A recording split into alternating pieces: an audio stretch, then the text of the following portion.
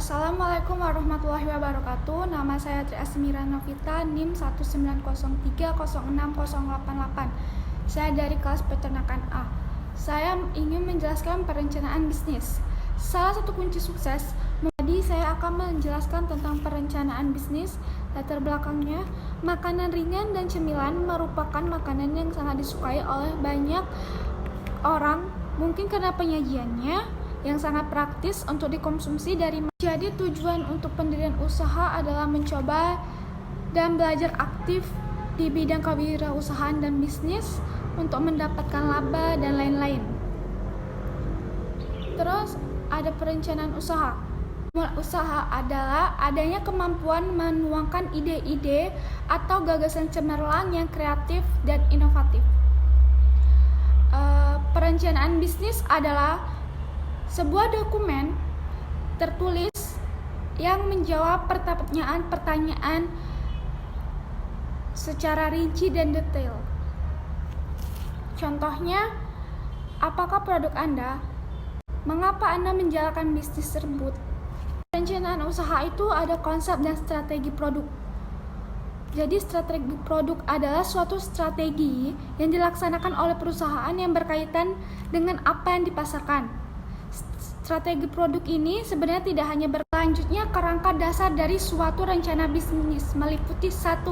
Ringkasan eksekutif menunjukkan aspek terpenting dalam bisnis, merangkum poin utama dalam perencanaan bisnis. Yang kedua ada deskripsi perusahaan, menampilkan seluk-beluk bisnis atau perusahaan.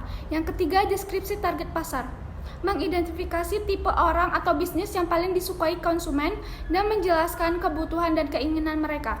Yang keempat ada analisis kompetitif, mengevaluasi bisnis atau perusahaan lain yang menawarkan produk atau jasa serupa. Yang kelima ada perencanaan pemasaran dan penjualan, menguraikan bagaimana Anda menjangkau konsumen dan melakukan penjualan produk. Yang keenam ada perencanaan operasional, menjelaskan bagaimana menjalankan bisnis dan faktor-faktor operasional yang mungkin menjadi penghalang dalam kompetisi. Yang ketujuh ada tim manajemen, mendeskripsikan orang. Yang kedelapan rencana pengembangan dan prestasi, menunjukkan bagaimana perkembangan bisnis dalam jangka waktu tertentu, bagaimana pencapaiannya dan target yang ingin tercapai. Yang kesembilan ada finansial, laporan keuangan yang menunjukkan kondisi finansial terbaru dan target finansial yang akan dicapai di masa datang. Business plan menjadi bagian penting untuk kesuksesan sebuah bisnis, karena business plan sebagai alat untuk melakukan proyeksi dan analisis bagi pengambilan keputusan dan kebijakan di masa mendatang. Manfaatnya adalah 1. Kejelasan rencana strategi bisnis dalam menentukan poin-poin penting dalam usaha.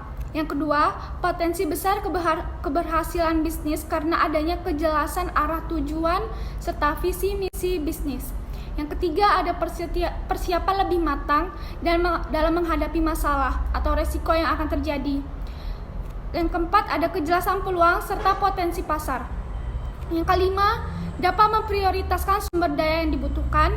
Yang keenam sebagai pegangan atau dasar fungsi pengendalian dan lain-lain. Kaitan dengan produk yang dipasarkan, tetapi berhubungan pula dengan hal-hal atribut lain yang melekat pada produk tersebut. Produk berarti penawaran, kebutuhan, atau kepuasan sebuah perusahaan. Produk yang dijual adalah omelet keju, yang merupakan makanan enak dan mengenyangkan dengan inovasi ukuran produk yang mini dan diberikan beberapa topping yang membuat rasa dari produk semakin bervariasi. Terus ada konsep strategi penetapan harga.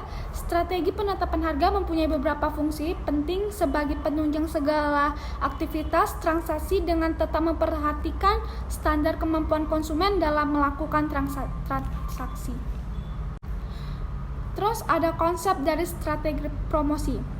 Menurut Rangkuti, strategi merupakan alat untuk mencapai tujuan perusahaan dalam kaitan dengan tujuan jangka panjang, program tidak lanjut, serta prioritas konsep dan strategi distribusi atau lokal distribusi adalah salah satu aspek dari pemasaran. Jadi dengan demikian fungsi distribusi adalah menyalurkan barang-barang dari produksi dan ke konsumen. Yang kedua, membantu memperlancar pemasaran sehingga barang-barang dihasilkan produsen dapat segera terjual kepada konsumen. Menurut Vernon dan Jackson, jenis saluran distribusi berdasarkan intensitasnya dibagi menjadi 3, yaitu 1. Bentuk intensif, 2. bentuk selektif, dan 3. bentuk eksklusif. Kemudian masuk ke aspek pemasaran. Aspek pemasaran adalah untuk bersaing di pasar yang baru. Organisasi harus mampu mengatur ulang sumber dayanya untuk memenuhi kebutuhan yang berubah. Agar bisa memenuhi kebutuhan yang berubah-ubah, organisasi harus memiliki rantai pasokan yang efektif. Terus, alasan hubungan dengan pelanggan manajemen. Hubungan pelanggan merupakan pendekatan bisnis untuk menciptakan, mengembangkan, dan meningkatkan hubungan dengan pelanggan secara sasaran untuk meningkatkan nilai pelanggan dan laba perusahaan, dan selanjutnya memaksimalkan nilai meningkatkan hubungan dengan pelanggan secara sasaran untuk meningkatkan nilai pelanggan dan laba perusahaan, dan selanjutnya memaksimalkan nilai. Kemudian segmentasi adalah proses membagi pasar menjadi kelompok-kelompok konsumen potensial di mana setiap kelompok memiliki karakter yang sama dan cenderung memiliki perilaku pembelian yang sama. Tujuan dari segmentasi adalah untuk menganalisis pasar, untuk menemukan ceruk pasar dan dapat mengembangkan persaingan bisnis. Kami menetapkan untuk pemasaran produk kuliner ini di Universitas Sumatera Utara dan di media sosial adalah untuk menganalisis pasar, untuk menemukan ceruk pasar dan dapat mengembangkan persaingan bisnis. Kami menetapkan untuk pemasaran produk kuliner ini di Universitas Sumatera Utara dan di media sosial. Untuk penetapan pasar sasaran berdasarkan segmentasi pasar yang kami pilih, maka targeting yang dituju yaitu kepada semua kalangan mulai dari anak-anak, remaja, dan semua baik pria maupun wanita. Kemudian masuk ke analisis SWOT.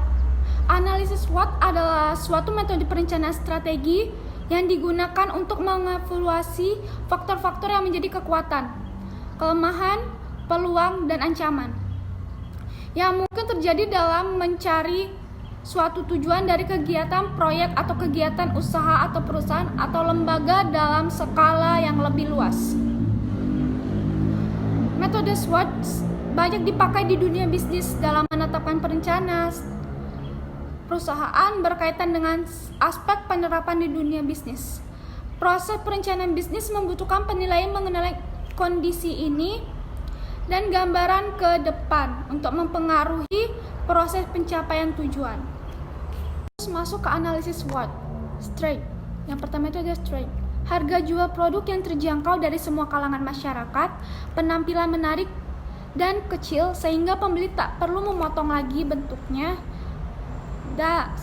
dan semua memenuhi kebutuhan. Yang kedua, weakness atau kelemahan.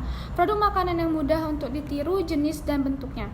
Yang ketiga ada opportunity-nya, peluang daya beli masyarakat meningkat, jajanan ringan semakin diminati oleh semua kalangan masyarakat. Threat, ancaman, munculnya pesaing baru, kenaikan harga bahan pelengkap yang dipengaruhi kondisi ekonomi, adanya isu tentang jajanan yang tidak sehat. Faktor lingkungan dalam analisis SWOT itu ada 2. Yang pertama, faktor internal. Kekuatan adalah faktor internal yang ada di dalam perusahaan yang bisa digunakan untuk menggerakkan perusahaan ke depan. Ada faktor internal meliputi sumber daya yang dimiliki, keuangan dan finansial. 3. Kelebihan dan kelemahan internal organisasi. Yang keempat, pengalaman organisasi sebelumnya. Ada faktor internal meliputi sumber daya yang dimiliki, keuangan dan finansial. 3. Kelebihan dan kelemahan internal organisasi. Yang keempat, pengalaman organisasi sebelumnya. Nah, yang kedua, faktor internal. Peluang dapat ditemukan dengan membandingkan analisis internal yang dilakukan di suatu perusahaan dengan analisis internal di kompetisi lain. Faktor internal yang pertama itu ada tren, 2. Budaya sosial politik, ideologi perekonomian. Yang ketiga, sumber-sumber permodalan. Yang keempat, peraturan pemerintah. Yang kelima, perkembangan teknologi. Selanjutnya ada studi kelayakan bisnis, aspek pasar dan pemasaran. Ada 3 hal yang diperhatikan dalam pasar dan pemasaran, yaitu menentukan target pasar, yang kedua melakukan analisis, Sekian penjelasan dari saya, sekian dan terima kasih.